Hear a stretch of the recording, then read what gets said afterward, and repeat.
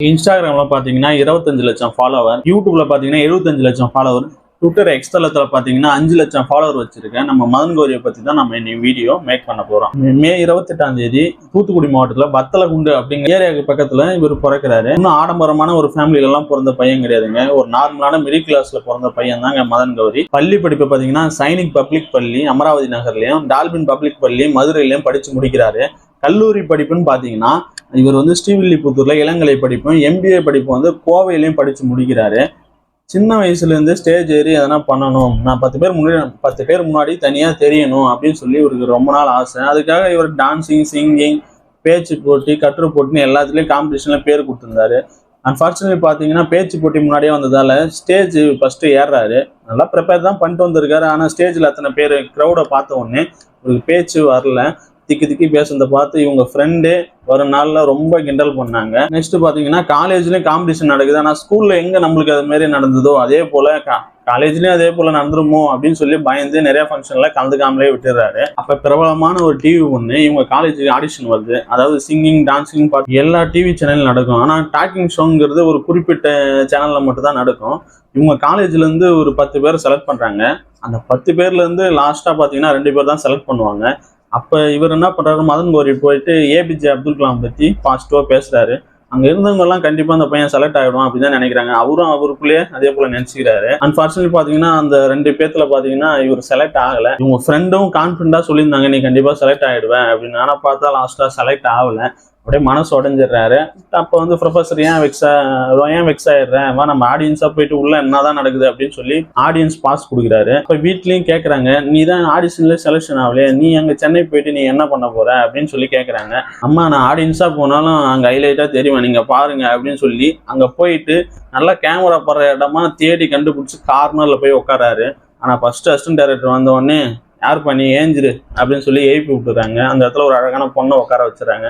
ஏதோ ஒரு மூலைல உட்காந்து கை தட்டிட்டு கிளம்பி வந்துட்டாரு. கல்லூரி பருவ நாட்கள் மெல்ல மெல்ல செல்லுது. மனசுல ஒரு ஆதங்கம், என்னடா இது நம்ம ஒரு 10 பேர் முன்னாடி தனித்துவமா தெரியும்னு பார்த்தோம், ஒன்னும் முடியலையே, நம்மளால டெவலப் ஆக முடியலையே ரொம்ப வருத்தப்படுறாருல. இதுக்காக எதனா பண்ணணும்னு ரொம்ப ஆசைப்படுறாரு. ஆனா அப்பெல்லாம் சோசியல் மீடியான்னு ஒண்ணு இல்லாத காலம். அப்பெல்லாம் டிவி சேனல்ல பாத்தீங்கன்னா சிவகார்த்திகேயன், அதுவும் விஜய் டிவில பாத்தீங்கன்னா சிவகார்த்திகேயன் நல்லா பீக்ல இருக்காரு. அப்ப ஆனா யூடியூப் அது போல எல்லாம் கிடையாது. ஓகேங்களா, எங்க பார்த்தாலும் இதே மாதிரி போக அப்பதான் இந்தியாவில யூடியூப்னு ஒண்ணு அறிமுகம் ஆகுது. அதாவது இது பாத்தீங்கன்னா 2005 யூடியூப்ங்கிறது உருவாயிடுச்சு. ஆனா அது நல்லா பீக்ல எல்லா நாட்டிலையும் நல்லா அறிமுகமாகிறது பாத்தீங்கன்னா 2013 தான்.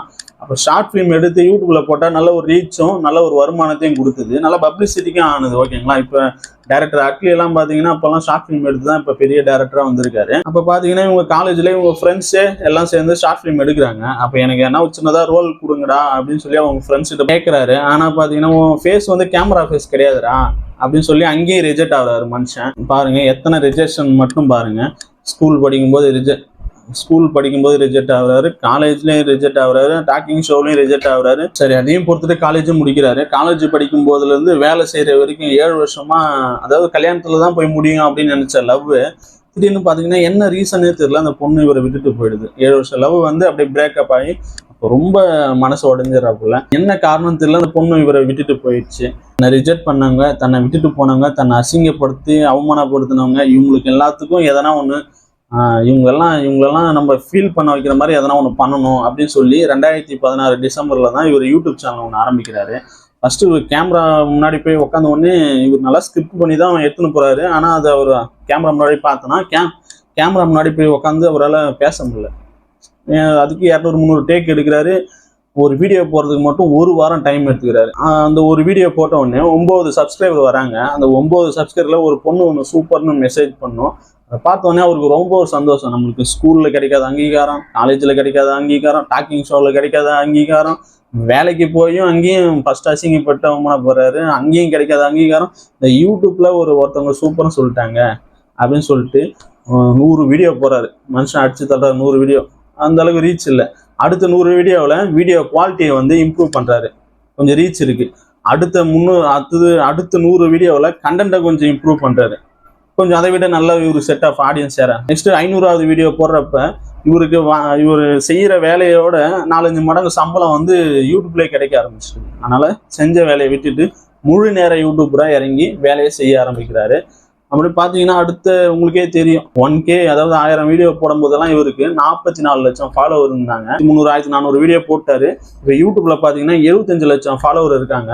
இவரெல்லாம் பாத்தீங்கன்னா டக்குன்னு அப்படியே 2-3 வருஷத்துலேயே பெரிய ஆள் ஆயிட்டாரு, லக்குங்க அப்படின்னு நிறைய பேர் சொல்றாங்க. ஆனா உண்மையை பாத்தீங்கன்னா அதுக்கு பின்னாடி ஒரு 7 வருஷம் நான் பண்ணணும் யோசிச்சு ஒரு கல்லா எடுத்து இன்னைக்கு மிகப்பெரிய கோட்டையை கட்டி வச்சிருக்காரு. இப்ப நடந்த MP எலெக்ஷன் அப்ப கூட நீங்க பார்த்திருப்பீங்க, மிகப்பெரிய அரசியல் ஆளுமைகள் கூட எல்லாம் இவர் உட்காந்து அதாவது நேர்காணல் எல்லாம் பண்ணாரு. இவரை பத்தி உங்களுக்கு நல்லா தெரிஞ்சிருக்கும், இவரோட ஸ்டேட்டஸ் எந்த அளவுக்கு உயர்ந்திருக்குன்னு. எந்த ஒரு பேக்ரவுண்டும் இல்லாம ஒரு சின்ன ஐடியா வச்சுக்கின்னு இன்னைக்கு உழைப்பால் உயர்ந்து நிற்கும் உன்னத இளைஞன் மதன் கௌரி அவர்களுக்கு இனிய பிறந்தநாள் வாழ்த்துக்கள்.